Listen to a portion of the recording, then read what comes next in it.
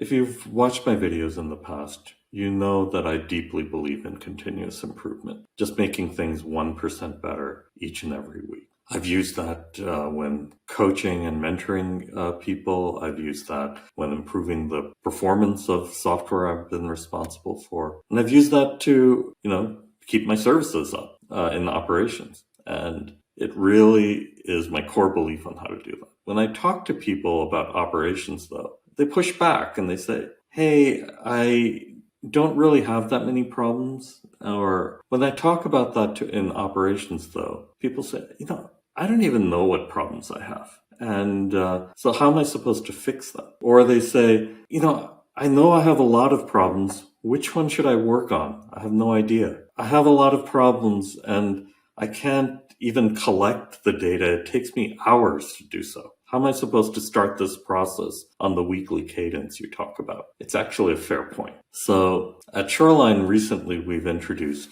an absolutely free tool called Incident Insights, which will pull data out of your incident management environment. And about 2 minutes later, we'll apply some ML techniques to categorize your data and tell you which ones are the highest cause of pain to your team, which ones are causing the greatest impact to mean time to repair, which ones are just happening all the time and are just representative of noisy alarms, all of that basic information. So we, categorize it automatically. You can obviously adjust things as you need for the remaining 5%. So you've got a great report, but that gives you a starting point to figure out which of my alarms are noisy and should be turned off, which of my alarms have a threshold that's misset, which of my alarms need to get refined using Shoreline to understand, whether it's actually a positive situation or it's a negative situation, which